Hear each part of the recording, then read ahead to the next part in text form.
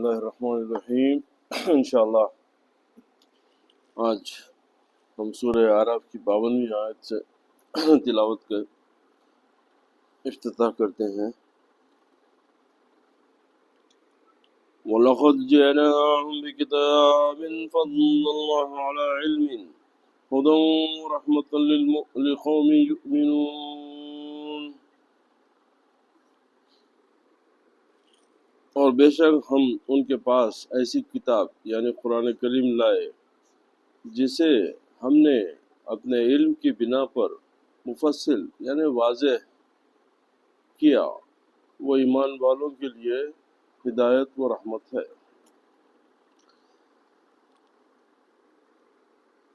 اس کے معنی تفصیلی طور بیان کیا، یعنی عقائد اور احکام اور مواعظ یعنی واعظ نصیحت مفصل طور کتاب میں موجود ہے۔ اچھا، اور کتاب سے اور یہاں پر کفار سے حضور نبی پاک علیہ الصلوۃ والسلام کے ساترین جو ساتھ تھے، اور کتاب سے قرآن مجید مراد ہے۔ علی علم مفضلنا کے یعنی درا حال کہ ہم کتاب کی وجہ تفسیر کتاب حکیم بن کر تشریف لائے، اور یہ بھی کہ یہ وہ کتاب بے شمار حکمتوں پر شامل ہے۔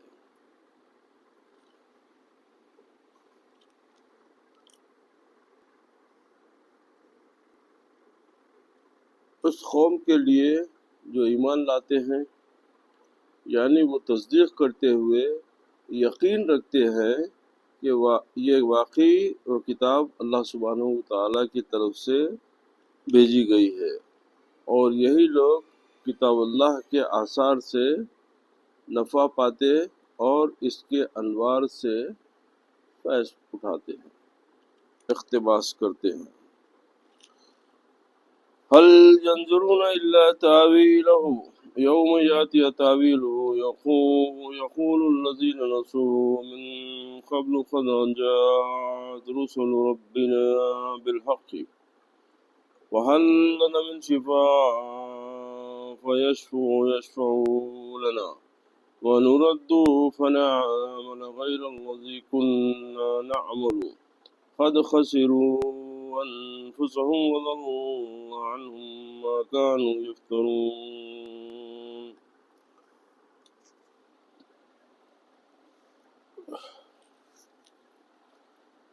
اور کفار صرف اپنے انجام کا انتظار کر رہے ہیں، یعنی وہ جانتے تھے کہ وہ وعدہ وعید ظاہر ہو جائے جن کے متعلق انہیں خبر دی جا رہی ہے، اس دن کے ان کا انجام ظاہر ہوگا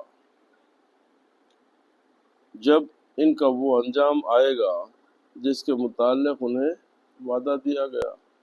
ان سے جو وعدہ ہے کہ بھئی تم ہماری بات نہیں سنیں گے تو تمہارے لیے جہنم ہے، تمہارے لیے عذاب ہے۔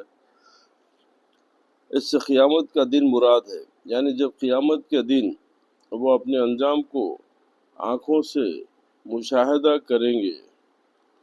یقول الذین نسوا من قبل، جنہوں نے اس دن کو اس قبل بھلا رکھا تھا۔ دنیا کے عیش و عشرت میں تو بھائی آخرت کو بھول گئے نا ہم لوگ، آخرت کے بارے ہمارے کو خیال ہی کا ہے، ہمارے کو تو صبح سے شام تک صرف دنیا دنیا دنیا کے فکر میں لگے، آخرت کی خبر سے ہم بے خوف ہو گئے، ان اشاروں کو ہم سمجھنے سے بھی قاصر ہو گئے، بھلا رکھا تھا۔ وہ کہیں گے یعنی اس دن کے آنے کو وہ لوگ مانتے تھے، یعنی ان کو یہ بات کا یقین تھا کہ ایسا ہونے والا ہے، اس کے باوجود بھی وہ لوگ اس سے لاپرواہ بے بہرا تھے۔ بے شک ہمارے رسول کرام حق لائے تھے، یعنی ہم جو رسولوں کو بھیجے وہ اللہ تعالیٰ کی طرف سے صحیح بات لے کے آئے تھے۔ اچھا، یعنی انہیں اعتراف ہے کہ اخبار و احکام، اخبار یعنی نیوز، اطلاع، احکام یعنی حکم، مثلا بعثت، نبی کریم علیہ الصلوۃ والسلام کا تشریف، انبیاء علیہ السلام کا تشریف لانا اور حساب و جزا انبیاء علیہ السلام حق ہیں۔ اس کے بعد کفار اپنی نجات کے لیے دو تمنائیں پیش کریں گے اور چاہیں گے کہ ان میں سے ایک تو پوری ہو جائے تاکہ قبر کے عذاب سے چھٹکارا نصیب ہو۔ پہلا، ان کے لیے کوئی سفارش کریں، ایک تو پوری سفارش کریں، چنانچہ لنا من شفاء یشفعوا لنا، کیا ہمارے کوئی سفارشی ہیں جو ہمارے لیے آج سفارش کریں اور ہمیں ایسے عذاب سخت سے نجات دلائے۔ دوسرا، دنیا میں واپسی کی اجازت مل جائے۔ یہ دو تمنائیں ان کے رہیں گے کہ ہم کو کوئی سفارش ہی مل جائے تاکہ ہم کو یہ عذاب سے چھٹکارا ہو جائے، یا پھر ہم کو دنیا میں بھیج دے واپس تاکہ نیک عمل کریں۔ چنانچہ ہمیں دنیا میں لوٹایا جائے، یہ دوسرے استفہام کی وجہ سے منسوب ہے۔ اس کے برعکس جو پہلے ہم دنیا میں عمل کرتے تھے، اب ہم رسول کی تصدیق کریں گے۔ یعنی اگر اب تم دوبارہ ہم کو بھیج دے گا دنیا میں، تو پھر ہم دنیا میں جا کے بڑے اچھے کام کریں گے اور تیرے بھیجے ہوئے رسولوں کی ہم تصدیق کریں گے اور اعمال صالحہ میں زندگی بسر کریں گے اور نیک کام کریں گے۔ اس پر اللہ سبحانہ و تعالی نے ان پر واضح فرما دیا کہ اب تمہاری کوئی آرزو بھی پوری نہیں ہوگی، اب تمہارے لیے اب کوئی آرزو یا پہ ختم ہو گیا۔ حساب جو تم کرے تھے اس کا نتیجہ جو اچھا برا ہے وہ سب تمہارے سامنے آنے والا ہے۔ اب تمہاری کوئی خواہش، کوئی آرزو پوری نہیں ہوگی۔ چنانچہ فرمایا قد خسروا انفسهم، بے شک انہوں نے اپنے جانوں کو خسارے میں ڈالا، نقصان میں ڈال دیا، جبکہ انہوں نے اپنی زندگیاں ضائع کر دی اور وہی ان کا راس المال تھا۔ راس المال اثاثہ، کیپٹل، یعنی آخرت کی تجارت کے لیے ان کا اصل مال جو ان کی وہی عمریں تھی، آخرت کی تجارت کے لیے ان کا اصل مال کیا تھا؟ ہماری زندگی کی عمر۔ اب یہ عمر آپ کس طریقے سے گزارتے، یہ اللہ تعالیٰ آپ کو آپ کا اختیار دے دیا۔ بے شک تمام حکم کا مالک، ہر چیز کا مالک اللہ ہے، مگر آپ کو یہ اختیار دیا دنیا میں کہ آپ اچھا عمل ہے یا برا عمل ہے، اب یہ آپشن آپ کا ہے کہ کون سا کرتے آپ۔ نہ ہمارے بتائے ہوئے طریقے پہ چلیں گے تو ہمارے پاس آئیں گے، آپ جنت میں رہیں گے۔ ہم جس چیز سے منع کرے تھے وہ کریں گے تو پھر آپ ہمارے پاس آئیں گے، میں دوزخ میں رہیں گے۔ تو یہ جو وہی عمریں تھیں جو دنیا میں انہوں نے گناہ اور کفر کے ارتکاب سے ضائع کر دی۔ اب انہیں سوائے نقصان اور گھاٹے کے اور کیا حاصل ہو سکتا ہے؟ وَضَلَّ عَنْهُمْ مَا كَانُوا يَفْتَرُونَ کی بارے میں فرماتے ہیں ان سے دور ہو گیا جو کچھ وہ اختراع کرتے تھے، یعنی ان کے اپنے ہاتھوں سے گڑے ہوئے بتوں کا بطلان ظاہر ہو گیا۔ اب ان سے ظاہر ہو گیا کہ تم جو بھی تم کرتے تھے وہ تمہاری عقل سے، تمہاری اپنے علم اور فہم سے کرتے تھے، ہمارے حکم سے نہیں کرتے تھے۔ ہم تو تم کو منع کر دیے تھے، ہم اپنے رسولوں کے ذریعے، کتابوں کے ذریعے تم کو بتا دیے تھے کہ بھئی کون سی چیز غلط تھی، کون سی چیز صحیح ہے۔ اب اس کے بعد میں تمہارا یہ دلیل کوئی پیش کرنا کوئی معنی نہیں رکھتا۔ تو جنہیں وہ اللہ تعالیٰ کا شریک اور اپنے متعلق انہیں سفارشی مانتے تھے، کیونکہ ان کا یہ عقیدہ تھا کہ یہ بت ہماری سفارش کریں گے۔ تو اب یہ جو وہابی اہل حدیث قسم کے جو فکر والے ہیں، وہ کیا کرتے کہ ان آیات کو لا کے بزرگوں سے ملا دیتے۔ یہ بڑا ظلم ہے، یہ بہت بڑا ظلم ہے۔ وہاں پر وہ لوگوں کی جو بتایا جاتا ہے کہ وہ جو ہے وہ جو بدھ جو اپنے ہاتھ سے تراش کے جو اپنا خدا بنا کے اس کو سفارشی مانتے، اس کو اپنی نفع نقصان کا مالک سمجھتے تھے، ان کو لا کے ہمارے ساتھ ہمارے خوش عقیدہ لوگوں کو بولتے کہ نہیں آپ یہ جو کرتے یہ ویسی بت پرستی ہے۔ تو یہ جو ہے بڑا ظلم ہے اور ایک بہتان ہے، اور غلط طریقے سے جو ہے اس آیات کی یہ لوگ تعویل کر کے گمراہ کرتے ہیں، جبکہ ہمارا یہ ایمان عقیدہ ہے کہ وہ اللہ کے دوست ہیں، اللہ کے ولی ہیں، اور ہمارا یہ یقین ہے کہ وہ جو بھی کرتے، جو بھی ہماری ہم جو بھی ہمارے ساتھ جو بھی ان کا سلوک رہا وہ اللہ کی مرضی کے تحت ہوتا ہے، وہ اپنی مرضی سے کچھ نہیں کرتے، وہ بے شک ہماری سفارش کر سکتے ہیں، وہ اللہ سبحانہ و تعالیٰ کی اجازت اور اس کی اجازت سے، اس کی مرضی سے، کیوں کہ اللہ کے دوست ہیں۔ جب دوستی ہونے کے بعد میں دوست کو ناراض نہیں کیا جاتا، دوستی میں فرق پڑ جاتا ہے۔ اگر دوست کی مرضی کے خلاف کچھ ہو تو جب اللہ ان کو اپنا دوست بولا تو وہ لوگ وہی کام کریں گے، وہی بات اللہ سے کے سامنے پیش کریں گے جس کو اللہ تعالیٰ پسند کرتا ہے۔ اور اللہ سبحانہ و تعالیٰ وعدہ کرا اپنے دوستوں سے کہ میں تم سے کوئی حزن اور تم کو کوئی ملال میں نہیں دوں گا۔ تو اگر وہ ہمارے لیے متوجہ ہو، ہمارے طرف توجہ کرے اور ہمارے لیے کوئی نقصان کا سودا ہے تو اس بارے میں اگر وہ فکر کرے تو پھر اللہ سبحانہ و تعالیٰ کو ان کی فکر کا وہ لحاظ رکھنا پڑے گا، کیونکہ انہیں وعدہ کرا کہ الا ان اولیاء اللہ لا خوف علیہم ولا هم یحزنون۔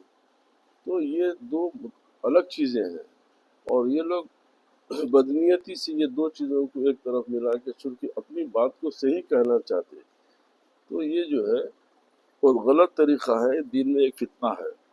ورنہ صالحین سے محبت کرنا، صالحین کی یہ بیشتر قرآنی آیات اور دلائل احادیث سے یہ بات ثابت ہے کہ آپ اچھوں کے ساتھ رہو، اچھوں کی صحبت اختیار کرو، اچھوں کی اتباع کرو۔ ورنہ اگر خود قرآن کے حساب سے اگر ہم غور کریں ایک بات کے اوپر تو اللہ سبحانہ و تعالیٰ بار قرآن شریف میں فرمایا ہے کہ اطیعوا اللہ و اطیعوا الرسول اولی الامر منکم۔ تو اب بات اطیعوا اللہ اور اطیعوا الرسول کی تو ہم کو سمجھ میں آ جا رہی ہے۔ آج کے دور میں اولی الامر کون ہے؟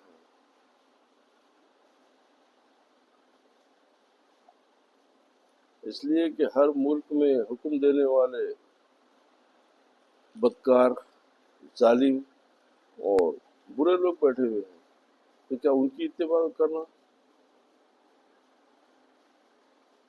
قرآن تو بول رہا ہے کہ اولی الامر کی اتباع کرو۔ بھائی وہ دور تھا، خلفائے راشدین تھے، وہ تھے، چلو بھائی بے شک وہ رسول اللہ کے صحابی تھے، ان کی اتباع کریں تو ہمارے لیے خوش نصیبی کی بات تھی اس زمانے میں۔ آج کے دور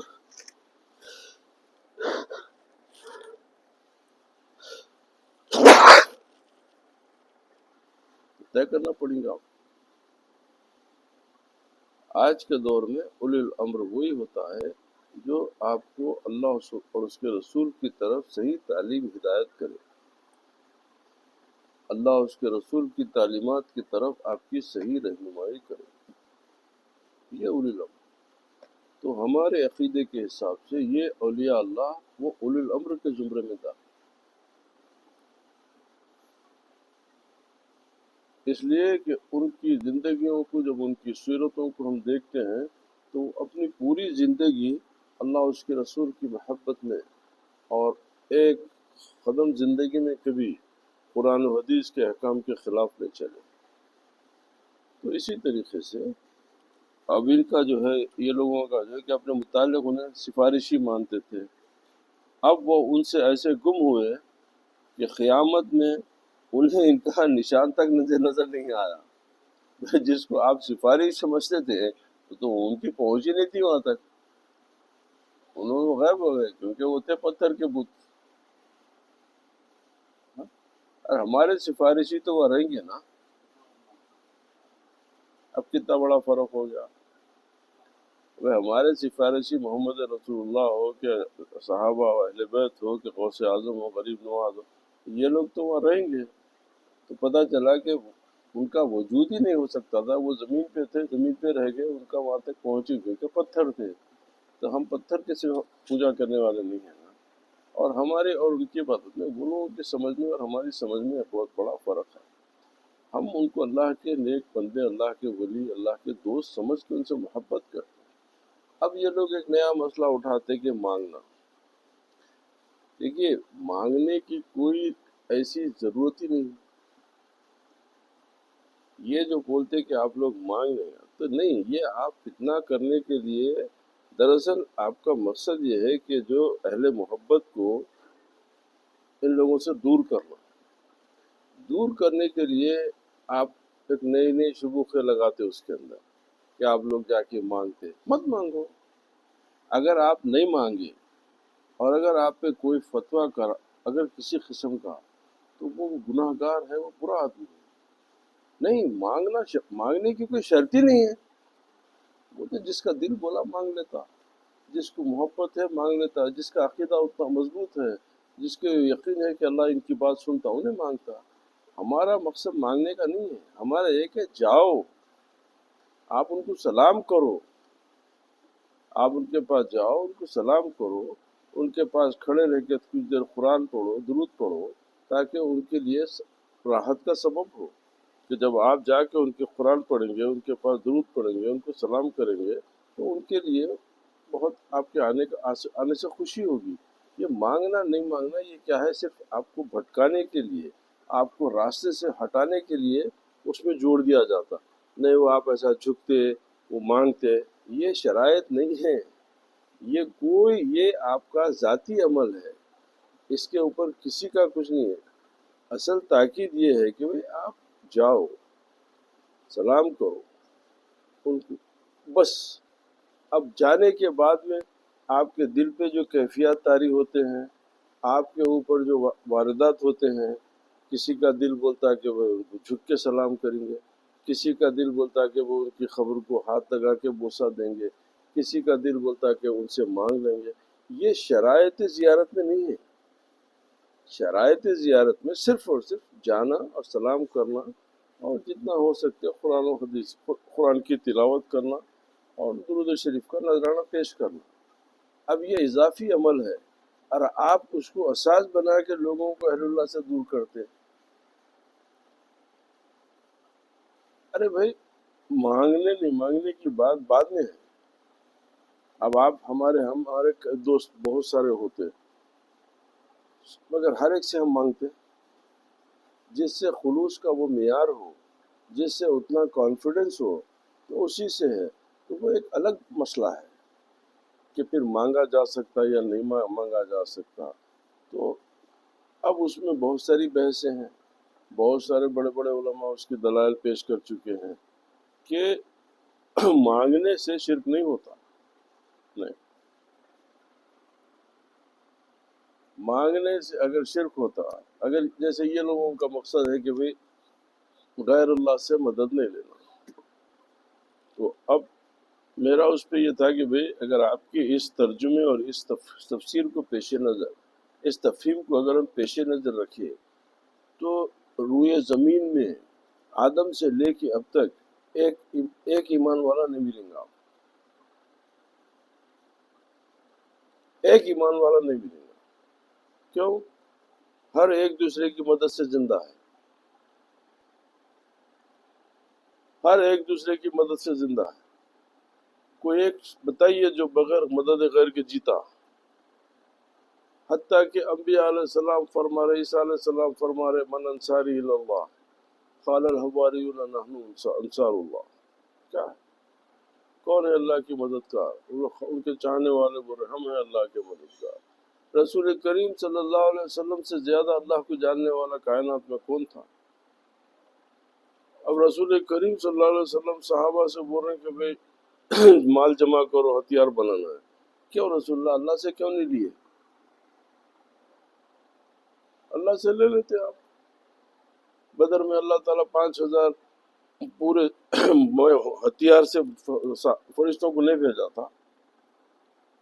ابھی یہ صحابہ کا مال لے کے ان سے مدد لے کے یہ ہتھیار بنائے جا رہے ہیں. تو یہ کیا ہے؟ تو مدد غیر کے انسان کی زندگی مشکل ہے، پیدائش سے لے کے دفن ہونے تک. پیدا ہوتے ماں کی مدد، پھر باپ کی مدد، پھر بھائی کی مدد، دوست کی مدد، کسی کی مدد، مالک کو نوکر کی مدد، نوکر کو مالک کی مدد. یہ کاروبار دنیا اللہ تعالیٰ کا نظام ہی ایسا ہے. اب آپ کیا بول رہے ہیں مدد غیر سے مدد لینا شرک ہے؟ ہاں؟ تو کیسا جیں گے بتائیے آپ؟ کیسا دیں؟ شاگرد کو استاد کی ضرورت، استاد کو شاگرد کی ضرورت. اگر شاگرد نہیں رہے تو استاد کیا کر لیتا پڑھ لکھ کے؟ ہاں؟ ہر ایک کو ایک دوسرے کی ضرورت ہے. یہ نظام قدرت ہے. یہی اللہ تعالیٰ کے اسباب سے اسی طریقے سے دنیا کو سنبھالا انہیں. اب آپ بولتے ہیں کہ مدد نہیں لینا، تو یہ غلط طریقہ. اب سوال یہ ہوتا کہ مدد خدا سمجھ کے مانگ رہے ہیں یا آپ خدا ان کو خدا نہیں سمجھ رہے. کوئی عقل مند آدمی سوائے اللہ سبحانہ و تعالیٰ کے کسی رسول، کسی نبی، کسی صحابی، کسی ولی کو خدا نہیں سمجھتا. بھائی جب میرا کلمہ یہ ہے کہ محمد عبدہ و رسول، تو پھر خدائی کی بات کہاں سے آئی کہ وہ اللہ کے بندے ہیں، اللہ کے رسول ہیں. اور ہر انسان وہ خدا کا بندہ ہے، خواہ وہ کسی مرتبے کا، کسی مرتبے میں فائز کیوں نہ ہو، بندہ ہے. تو اب اگر آپ ہم کو بول رہے، میں بول رہا ہوں کہ وہ میں اللہ کے بندے، میرے دوست، میرے محسن سمجھ کے مانگ رہا ہوں، آپ بول رہے ہیں خدا سمجھ رہے ہیں آپ. تو اب میری عقل میں آپ اپنی، میری منہ میں اپنی زبان ڈال رہے ہیں آپ، اور پھر میرے پہ الزام بھی لگا رہے ہیں آپ. یہ کیسا بات؟ سن لو نا میرے سے.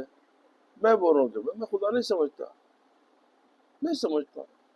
پھر کیا؟ میں خدا کے دوست، خدا کے محبوب، خدا کے نیک بندے، میں یہ یقین رکھتا ہوں کہ بھئی اللہ سبحانہ و تعالیٰ ان کی دعا سنتا. میرا یہ یقین ہے، اس میں کیا غلطی ہے؟ اور غیر سے مدد، آپ جو تعویل، جو قرآن کی آیات سے جو آپ لوگ غلط تعویل کرتے ہیں، دراصل آپ کے اوپر پوچھ ہوں گی کہ آپ اللہ جو چیز نہیں چاہتا تھا ویسی تعبیر کیوں کرے قرآن سے. تو وہاں پر بت پرستی الگ چیز ہے اور نیک لوگوں کی زیارت الگ چیز ہے. یہ دو زمین آسمان کا فرق ہے. اور یہاں سے غیر سے مدد کا تو میں آپ کو سمجھا دیا کہ غیر سے مدد سے شرک نہیں ہوتی. آپ کے عقیدے کی بنیاد ہوتی کہ کیا اس کو خدا سمجھ رہے ہیں. کیا آپ اپنے باپ کو خدا سمجھتے ہیں؟ باپ سے بڑا محسن کون ہوتا؟ باپ سے بڑا ہمدرد کون ہوتا؟ ماں سے بڑا ہمدرد کون ہوتا کہ ہم ان کو خدا سمجھتے ہیں؟ استغفر اللہ و اتوب الیہ. ایسا ایمان تو کسی کمزور سے کمزور مسلمان کا نہیں ہے.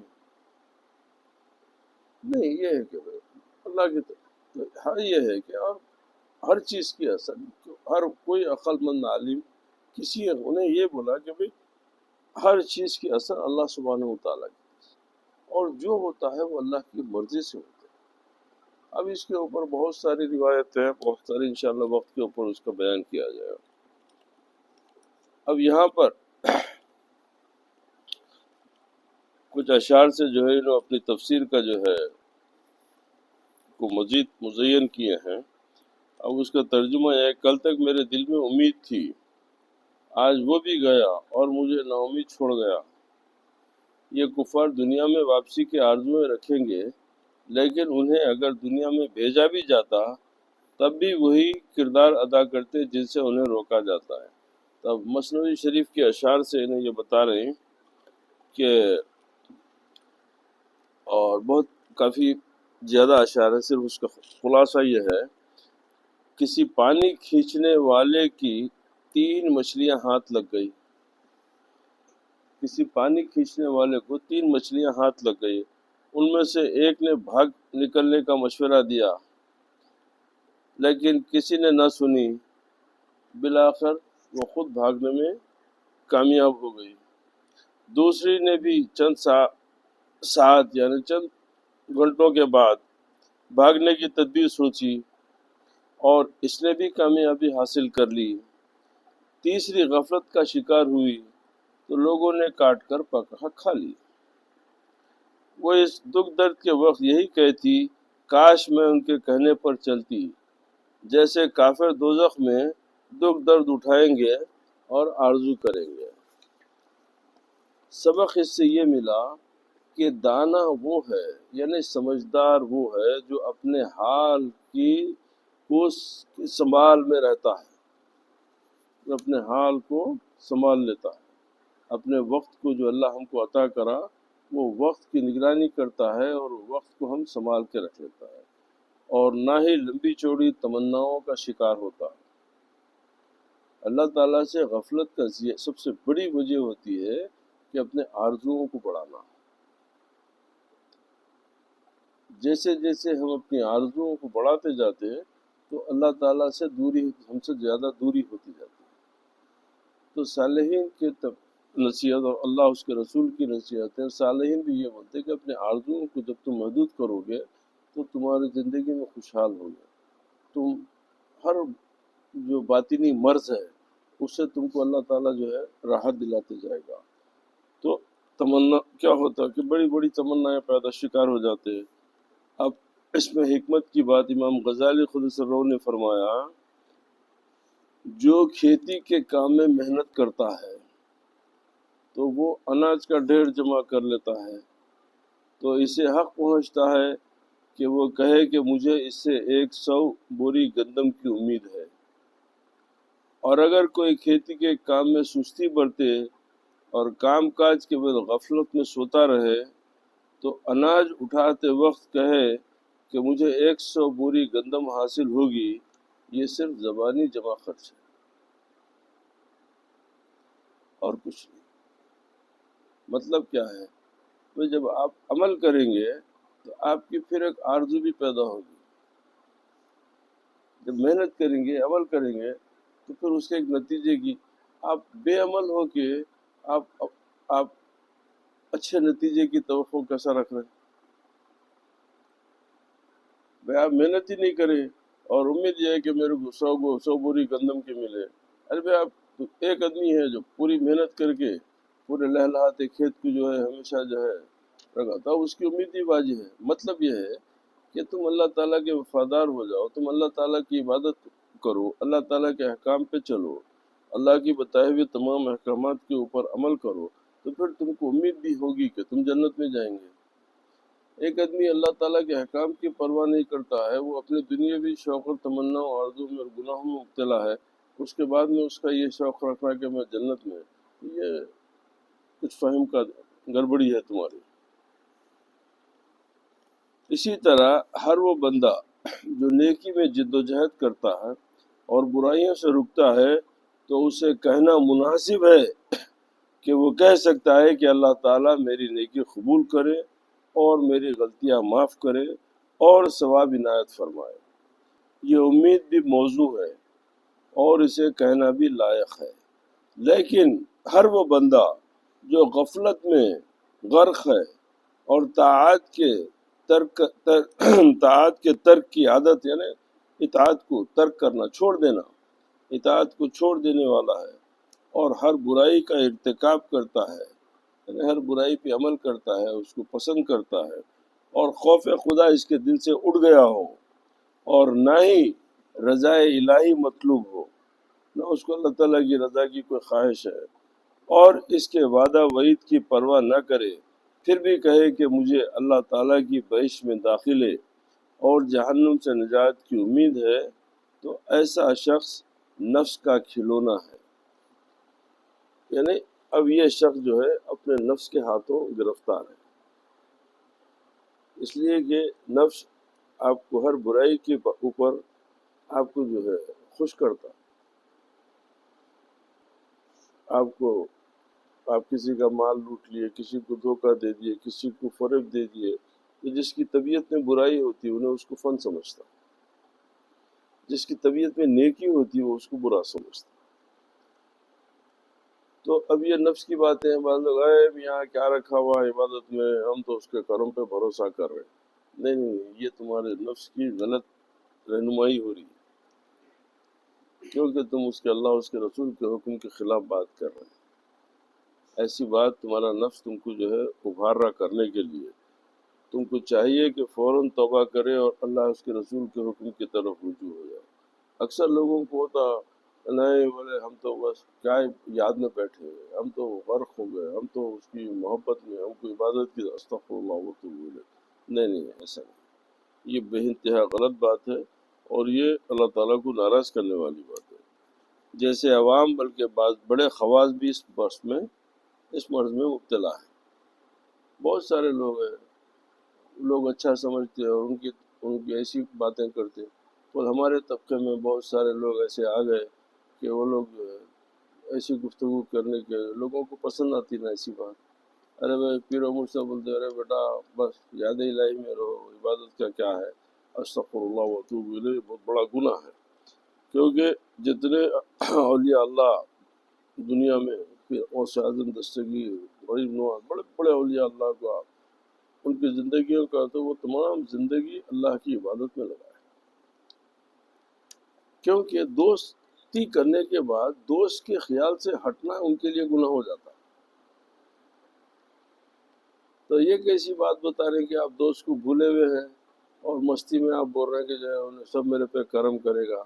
تو یہ چیزیں جو ہے یہ نفس کی آپ کی جو ہے غلط رہنمائی ہے، اور اس سے بچنا چاہیے۔ اب یہاں پر حدیث شریف میں ایک حدیث شریف کا ذکر کیا گیا ہے، اور حضور سرور عالم صلی اللہ علیہ وسلم نے فرمایا، دانا وہ شخص ہے، سمجھدار وہ شخص ہے جو اپنے نفس کو راہ حق میں لگا دے،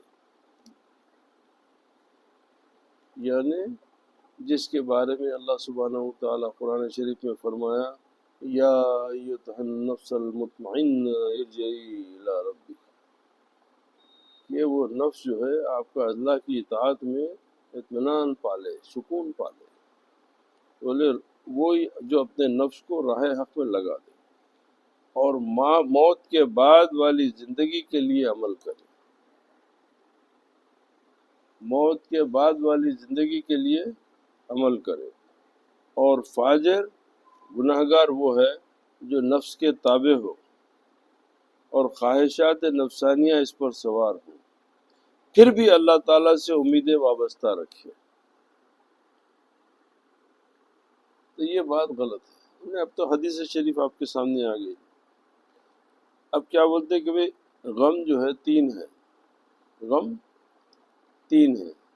پہلا غم نیکی قبول نہ ہو،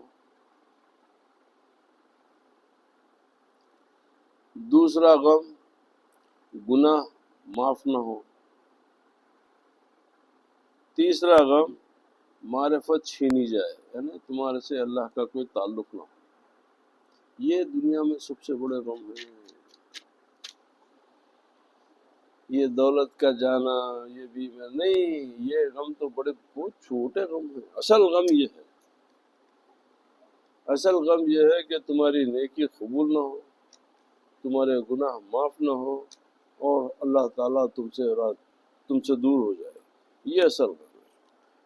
حضرت یوسف بن اسبات رحمۃ اللہ تعالیٰ فرماتے ہیں کہ میں حضرت سفیان ثوری رضی اللہ تعالیٰ عنہ کے ہاں حاضر ہوا تو ان کی حالت یہ تھی کہ رات بھر روتے رہے۔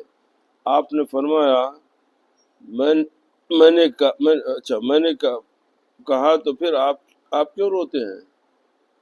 انہوں نے ایک تنکا اٹھایا، ایک تنکا اٹھایا اور کہا کہ اللہ تعالیٰ تمام کو بخشنے میں اتنا بوجھ بھی نہیں، مجھے خطرہ ہے کہ کسی گناہ کی شامت سے میرے سے اسلام نہ چھن جائے۔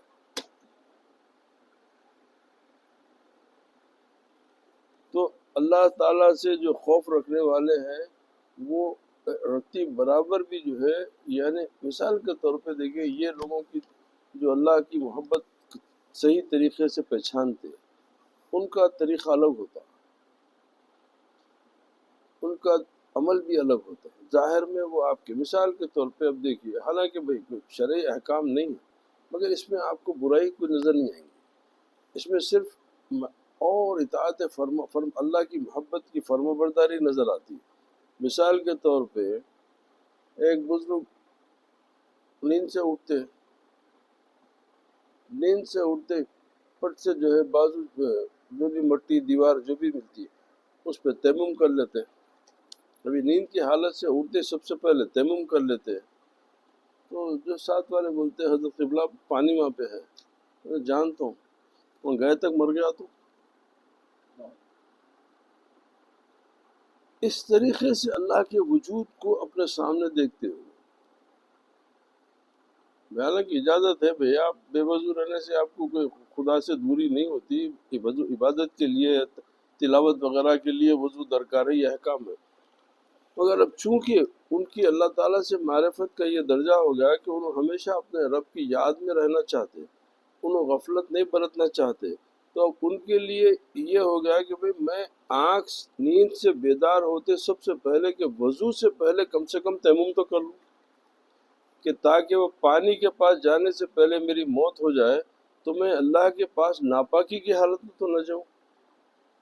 تب ایسے خیالات رکھنے والے یہ اولیاء اللہ ہیں۔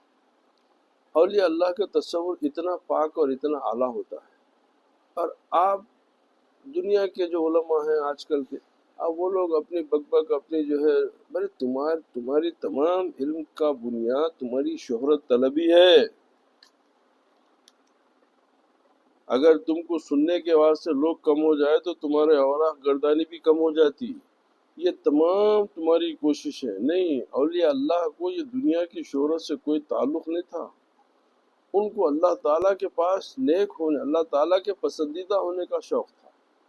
تمہاری تمام گفتگو یہ ہے کہ میں اپنے علم سے، اپنے مناظرے سے میں اس کو شکست دیا، میں اس کو شکست دیا، میں یہ دلیل اچھی لایا، میں یہ دلیل، یہ نفس کی باتیں ہیں پوری، کر لو برائی نہیں، مگر اتنا دعویٰ اپنی اللہیت کا تم نہیں کر سکتے، کیوں کہ تمہارا نفس تم پہ غالب ہے، اور تم کو شہرت اور تم کو پاپولرٹی کی طرف سے تم کو یہ شوق پیدا ہو رہا کہ تمہارے جیسے ویورز بڑھتے جا رہے ہیں، تمہارے جیسے فالوورز بڑھتے جا رہے ہیں، تو تمہارے کو جو ہے وہ شہرت کا جنون میں، اور تم خدا کی محبت کا دعویٰ کرتے، تم کو کیا تعلق ہے خدا کی محبت کا؟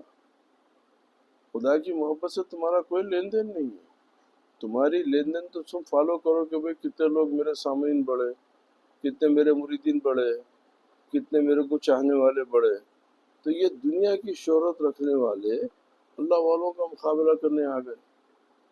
تو وہ لوگ تو جو ہے دنیا سے دور رہنا چاہتے تھے، کیونکہ ان کے پاس یہ ہے کہ دنیا، اگر کوئی بھی محفلوں میں بیٹھنا تو ان کے لیے تکلیف یہ ہے کہ اتنی دیر خدا سے دور رہنا، خدا کے ذکر سے دور رہنا ان کو گوارا نہیں ہوتا۔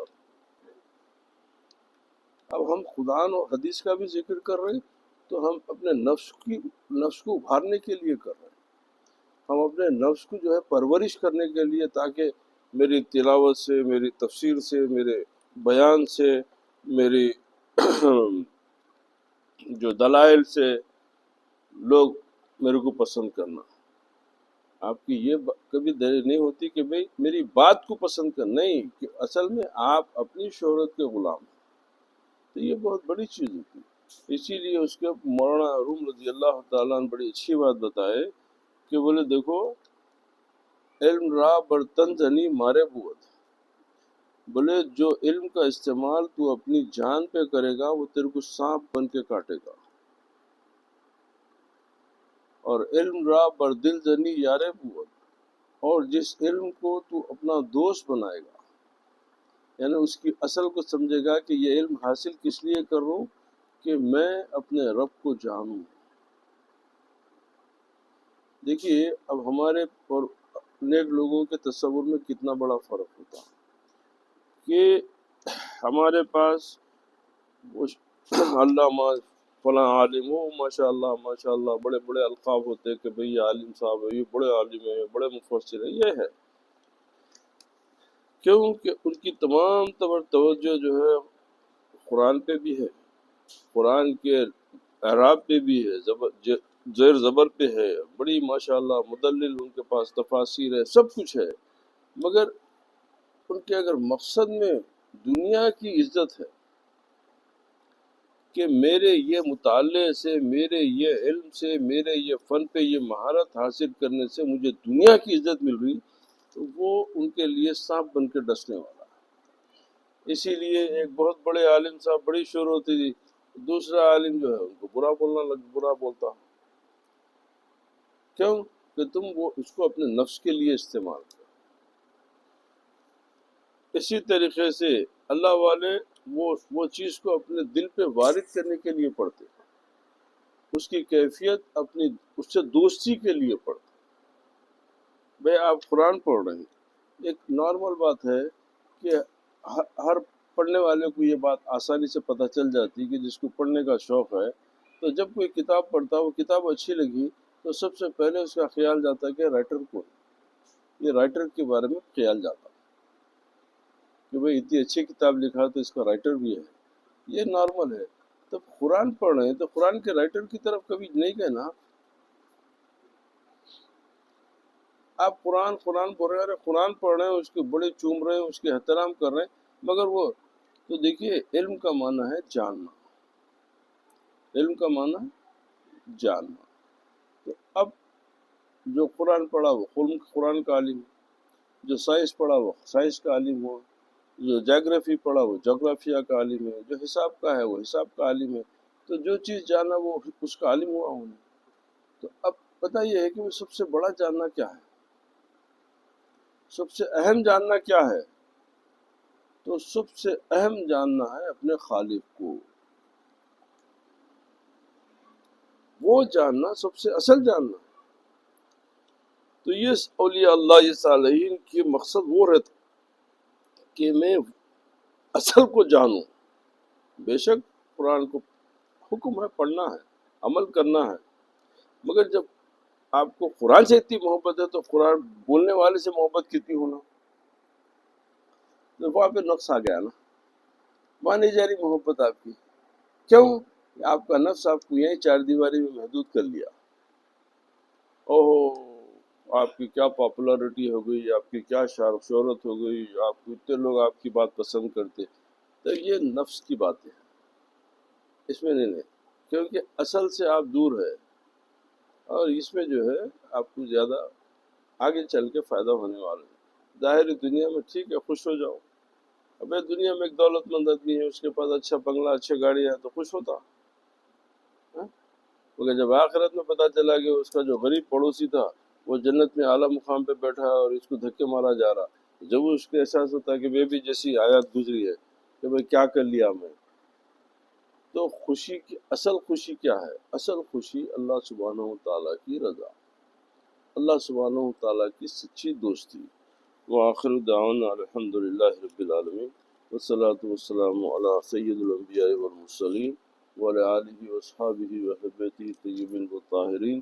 اللہ سبحانہ و تعالی ہم تمام کو قرآن شریف پڑھنے اور سمجھنے، اس پہ عمل کرنے کی توفیق عطا فرمائے۔ اللہ سبحانہ و تعالی ہمارے گناہوں کو معاف فرمائے، ہماری کمزوریوں کے اوپر اللہ تعالی ہم کو اس کو صحیح کرنے کی طاقت عطا فرمائے، اور پروردگار عالم اپنے نیک بندوں میں ہمارا شمار کرے۔ وآخر دعوانا الحمدللہ رب العالمین۔